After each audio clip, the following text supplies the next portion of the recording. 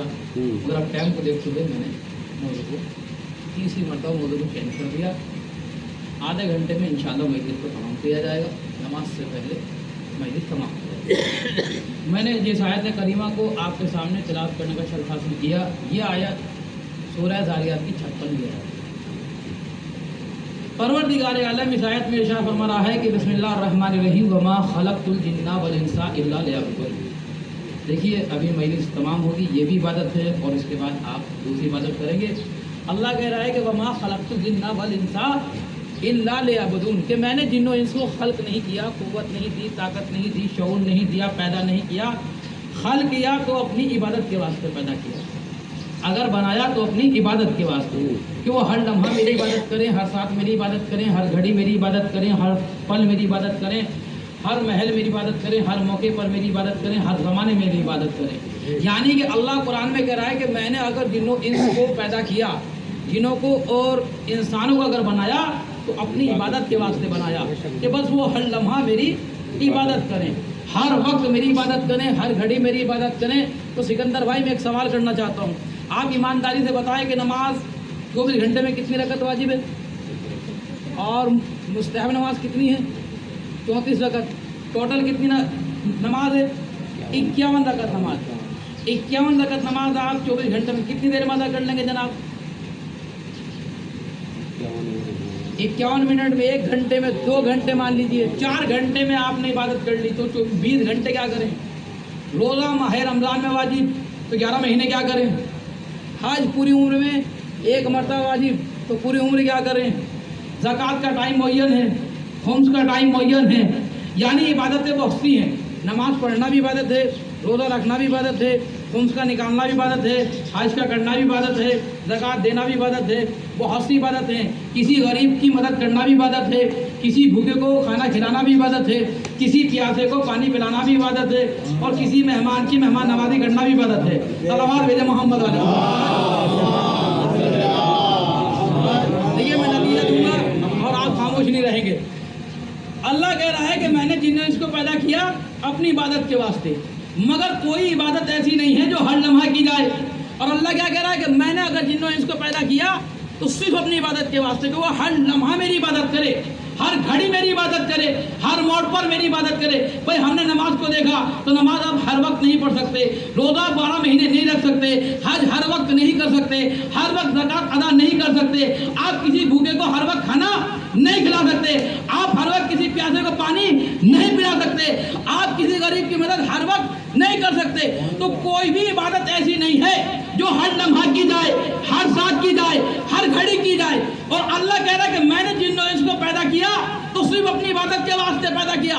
तो आखिर ऐसी कौन सी इबादत है जो हर लम्हा की जाए, हर साथ की जाए, हर घड़ी की जाए? तो चलते उसी मुश्किल कुशा के पास जो सबकी मुश्किलों को हल करने वाला है। मैं आलम तसव्वुर में रसूल की खिदमत में हाजिर हुआ, मैंने हाथों को जोड़ा, या रसूल अल्लाह आखिर ऐसी कौन सी इबादत है जो हर लम्हा की जाए, हर साथ की जाए, हर घड़ी की जाए? तो शायद रसूल का जवाब आए, नादान तू नहीं जानता, जिक्र अली इबादत, अली का जिक्र इबादत है।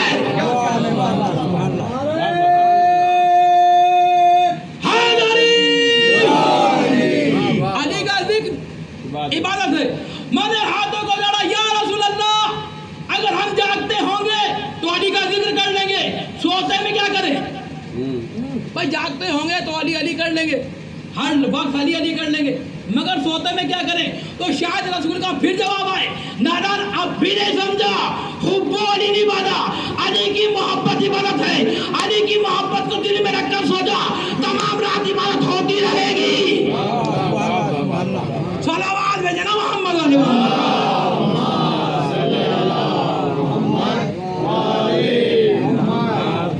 अली का जिक्र इबादत है, अली की मोहब्बत इबादत है।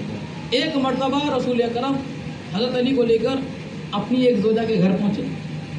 रसूल आराम करने लगे और अली बैठे हुए थे।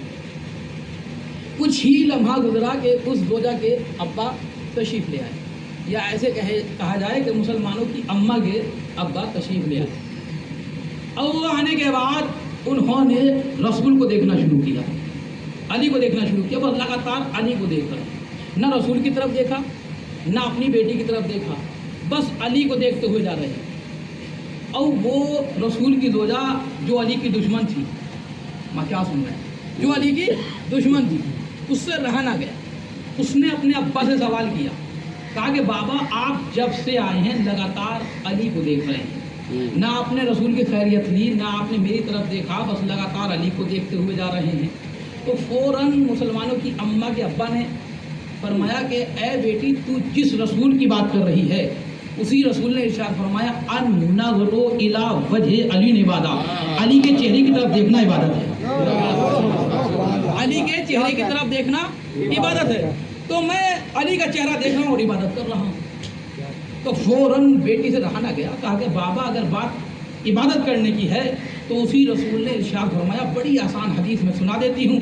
بس مسلمانوں کی اماں نے اپنے ابا سے ایک حدیث پڑھوائی، کہا کہ اسی رسول نے کہا کہ ذکر و علی عبادت، علی کا ذکر عبادت ہے۔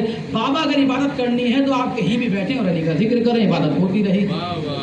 کیا سن رہے ہیں آپ؟ عبادت ہوتی رہے گی۔ بس جیسے ہی باپ اور بیٹی نے دو حدیثیں سنائی، رسول سے رہا نہ گیا، رسول اٹھ کر بیٹھے، رسول نے کہا کہ میں نے صرف یہ نہیں کہا ہے کہ علی کا چہرہ دیکھنا عبادت ہے، میں نے صرف یہ نہیں کہا ہے کہ علی کا ذکر کرنا عبادت ہے، میں نے جہاں یہ کہا ہے کہ علی کا چہرہ دیکھنا عبادت ہے، جہاں میں نے یہ کہا ہے علی کا ذکر عبادت ہے، وہاں میں نے یہ بھی کہا ہے کہ حب علی عبادت، علی کی محبت عبادت ہے۔ اور اس کے بعد جو رسول نے ایک جملہ کہا جس کو قلم نور سے رخسار ہور پہ لکھنے کے قابل ہے، رسول نے فرمایا کہ جب تک علی کی محبت دل میں نہیں ہوگی کوئی بھی عبادت لائے کے قبول نہیں ہوگی۔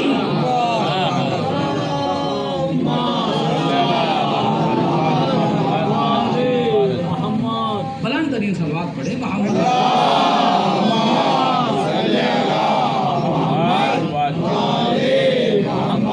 علی کا ذکر عبادت ہے، علی کی محبت عبادت ہے۔ ایک مرتبہ حضرت علی مسجد کوفہ میں تشریف فرما تھے اور ایک دعوے دار آیا، بھائی ہم بھی دعویٰ کر رہے ہیں کہ ہم علی کے شیعہ ہیں، آپ بھی کر رہے ہیں، میں بھی کر رہا ہوں، ہر آدمی یہ نا کہ ہم علی کے شیعہ ہیں۔ ایسے ہی ایک شخص آیا اور آنے کے بعد کہا کہ یا علی میں آپ کا شیعہ ہوں۔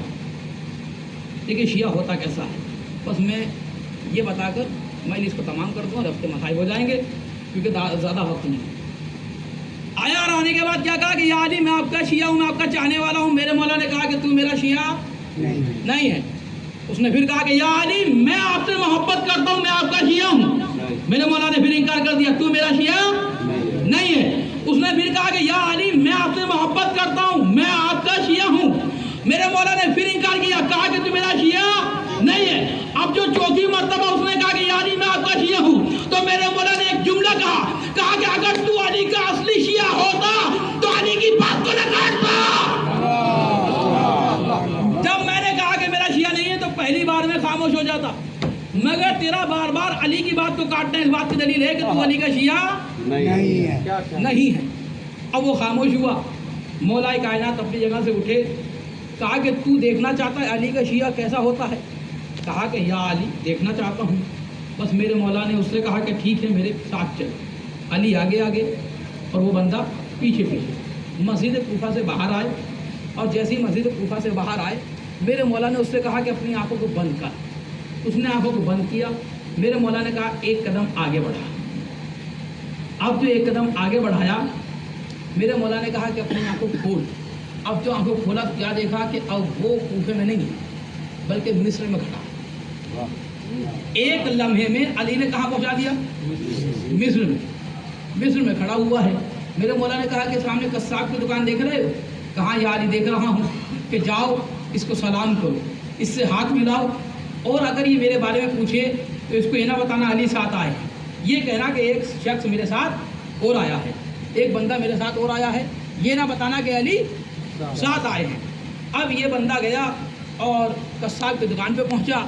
اس نے جانتے کہ علی کا شیعہ کیسا ہوتا ہے، آپ بالکل اس پہ غور و فکر کریں، بہت جلدی میں بات کو ختم کرنے والا ہوں۔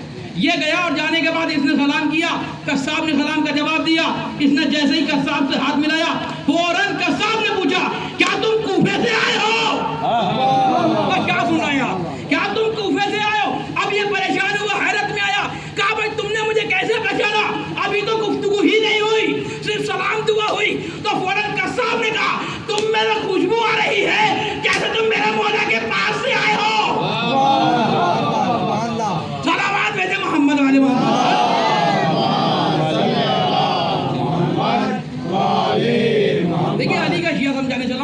شیعہ کیسا ہوتا ہے، کیسا ہونا چاہیے، ہمیں بھی ایسا ہی ہونا چاہیے اگر ہم دعوے دار ہیں۔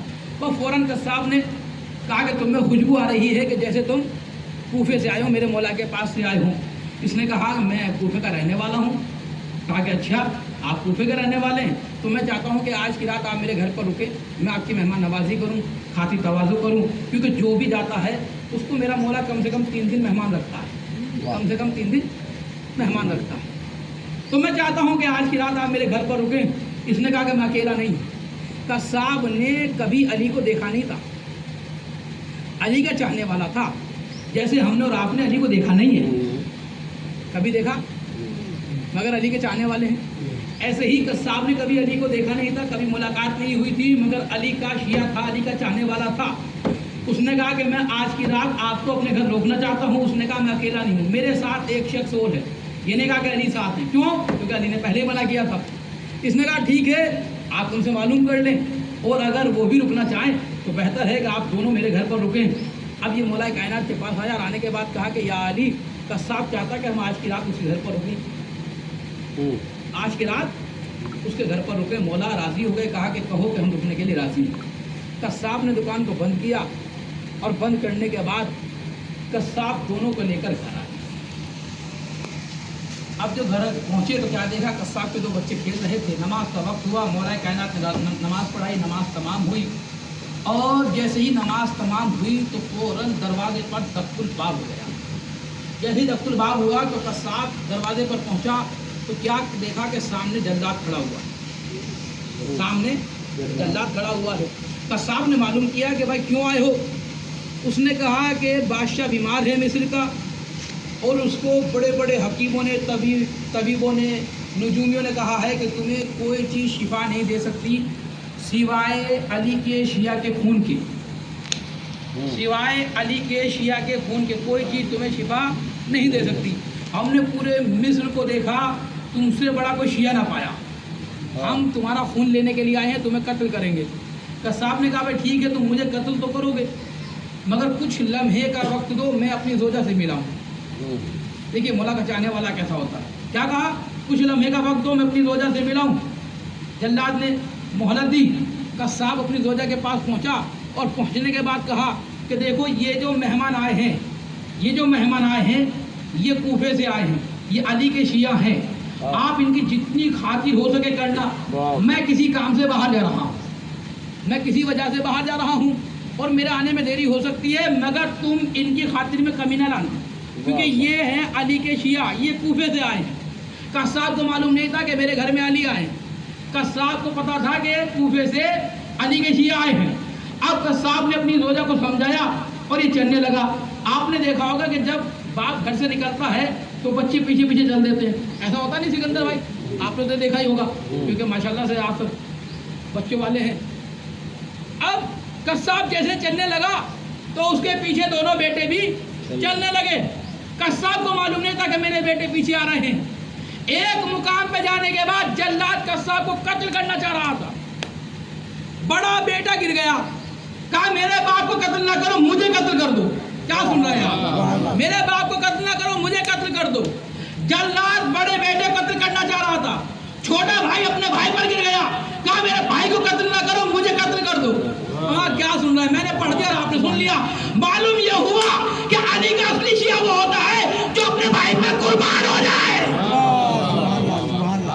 جو اپنے بھائیوں کا حق مار لے وہ علی کا شیعہ نہیں ہوتا، جو اپنے بھائیوں کا حق مار لے وہ علی کا شیعہ نہیں ہوتا۔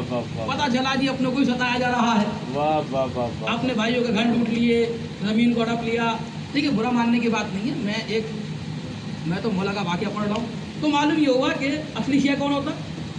جو اپنے بھائی پر قربان۔ جلاد نے کیا کیا؟ دونوں بیٹوں کو قتل کر دیا، قصاب کو چھوڑ دیا، خون لے گیا۔ قصاب نے دونوں بیٹوں کے لاشوں کو اٹھایا اور گھر کے الگ حجرے میں رکھ دیا، کہیں ایسا نہ ہو کہ مہمانوں کو پتہ چل جائے کہ میرے دونوں بیٹے دنیا سے چلے گئے اور وہ کھانا بھی نہ کھا پائیں، اس لیے الگ حجرے میں رکھ دیا۔ اور چہرے پر کوئی مایوسی نہیں ہے، دسترخوان بچھا دیا گیا، کھانا سجا دیا گیا۔ اب قصاب کہتا ہے بسم اللہ، میرے مولا نے کہا کہ پہلے اپنے بیٹوں کو بلاؤ. اس نے کہا کہ وہ باہر گئے ہیں, وہ کھا لیں گے, آپ ان کے فکر نہ کریں, آپ بسم اللہ کریں. میرے مولا نے کہا کہ نہیں, پہلے اپنے بیٹوں کو بلاؤ. کافی مرتبہ تکرار ہوئی. قصاب کہتا رہا کھائیے, میرے مولا کہتے رہے کہ نہیں پہلے اپنے بیٹوں کو بلاؤ. آخرکار قصاب نے جلال میں آ کر کہا کہ اگر میں یہ دکھا دوں کہ میرے بیٹے کس حالت میں ہیں تو آپ کھانا بھی نہیں کھا پائیں گے. اگر میں یہ دکھا دوں کہ میرے بیٹے کس حالت میں ہیں تو آپ کھانا بھی نہیں کھا پائیں گے. میرے مولا نے مسکرا کر کہا کھائیں گے تو تیرے بیٹوں کے ساتھ کھائیں گے, کھائیں گے تو تیرے بیٹوں کے ساتھ کھائیں گے. بس فوراً قصاب نے مولا کا ہاتھ پکڑا اور اس حجرے میں لے گیا جہاں پر دونوں بیٹوں کے لاشیں پڑے ہوئے تھے. کہا یہ ہے میرے بیٹے. میرا مولا مسکرائے, کہا مصلی لے کر آؤ. میرے مولا نے 2 رکعت نماز پڑھی اور 2 رکعت نماز پڑھنے کے بعد ایک حکم دیا تو دونوں بیٹے کلمہ پڑھتے ہوئے کھڑے ہو گئے. دونوں بیٹے کلمہ پڑھتے ہوئے کھڑے ہو. بس جیسے ہی دونوں بیٹے زندہ ہوئے, قصاب دوڑتا ہوا اپنی زوجہ کے پاس گیا. کہا غضب ہو گیا, غضب ہو گیا. کہا کہ کیا ہوا؟ کہا کہ ہمارے دونوں بیٹے مارے گئے تھے, جلاد نے قتل کرا دیا تھا, مگر علی کے شیعوں نے علی نے نہیں, کیونکہ قصاب کو معلوم نہیں کہ علی گھر میں, علی کے شیعہ نے ہمارے بیٹوں کو زندہ کر دیا, ہمارے بیٹوں کو زندہ کر دیا. تو معلوم یہ ہوا قصاب نے ایک درس اور دیا کہ اگر کوئی علی کا اصلی شیعہ ہو تو مردوں کو زندہ کر سکتا ہے, اور میاں کر ہی نہیں سکتا. سلمان فارسی نے مردوں کو زندہ کیا ہے. آواز بھیجے محمد والے. اب قصاب بھی آ گیا اور قصاب کی زوجہ بھی آ گئی. ادھر ماں باپ کھڑے ہوئے ہیں, ادھر مولا کائنات کھڑے ہوئے ہیں. اب دونوں بیٹے بولتے کچھ نہیں ہے, کبھی ماں باپ کو دیکھتے ہیں, کبھی علی کو دیکھتے ہیں, کبھی ماں باپ کو دیکھتے ہیں, کبھی علی کو دیکھتے ہیں. وہ باپ سے رہا نہ گیا. باپ نے سوال کیا بیٹا اتنی حیرت سے دیکھتے کیوں ہو؟ ارے علی کا شیعہ ہے, زندہ کر سکتا ہے, علی کا شیعہ ہے, زندہ کر سکتا ہے. اب بیٹوں کا جملہ سنیں, میرا جملہ نہیں ہے, بیٹوں کا جملہ ہے. جیسے چاہے ویسے سنیے گا, اس کے بعد مجلس تمام ہو رہی ہے. کہا کہ بیٹا علی کا شیعہ ہے, زندہ کر سکتا ہے. دونوں بیٹوں نے ایک زبان ہو کر کہا بابا ہم یہ نہیں دیکھ رہے کہ یہ علی کا شیعہ ہے یا کیا ہے, ہم تو یہ دیکھ رہے ہیں کہ جہاں گئے تھے وہاں بھی یہ تھے, یہاں آئے تو یہاں بھی ہے. جہاں گئے تھے وہاں بھی یہ تھے, یہاں آئے ہیں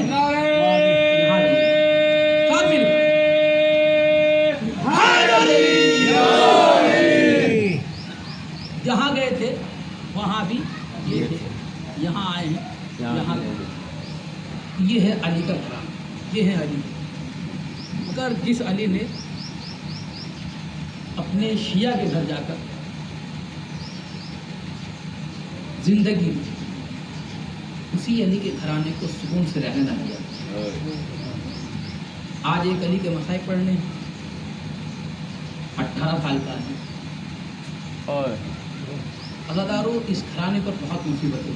رسول کو زہر دیا گیا, شہزادی پر جلتا ہوا دروازہ گرایا گیا, امام حسن کو زہر دیا گیا, علی کو مسجد میں شہید کیا. ایک وقت وہ آیا کہ حسین کو مدینہ چھوڑنا پڑا. 2 محرم کو بھائی کو کربلا ہوا, 3 محرم کو خیمے ہٹانے پڑے رات کے کنارے سے, اور 4 محرم کو پانی بند کر دیا. 7 محرم سے پانی خیموں میں ختم ہو گیا. عزادارو آپ سنیں گے, 7 محرم سے خیموں میں پانی نہ رہا. 3 دن کے بھوکے اور پیاسے اہل بیت کے بچے. عزادارو, جب شب عاشور آئی تو ہر بیوی اپنے بچوں کو سمجھا رہی تھی کہ دیکھو صبح قربانی کا روز ہے. کوئی بیوی کہہ رہی تھی کہ تمہیں اپنے ماموں پر قربان ہونا ہے, کوئی بیوی کہہ رہی تھی کہ تمہیں اپنے چچا پر قربان ہونا ہے.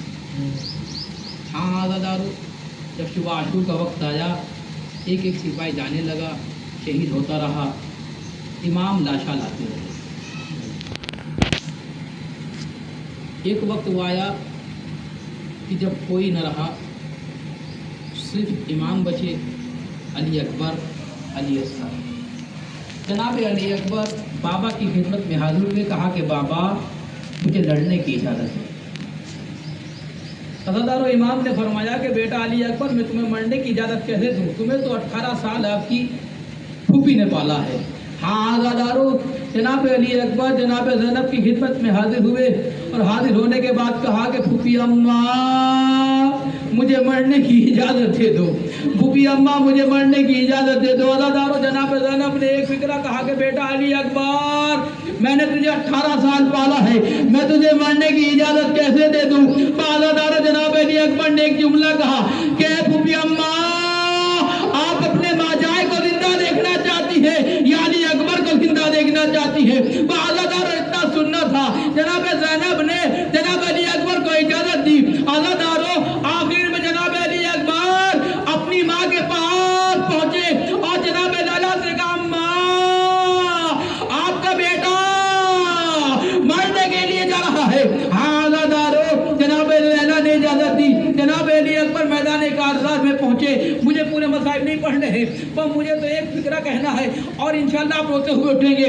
आज़ादारो, जनाब अली अकबर मैदान कारज़ात में पहुंचे, तलवार को चलाते हुए जाते हैं, वासिल जहन्नुम करते हुए जाते हैं, तलवार को चलाते हुए जाते हैं, वासिल जहन्नुम करते हुए जाते हैं।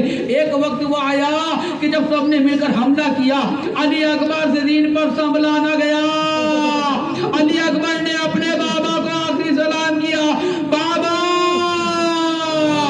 आखिरी सलाम कबूल कीजिए।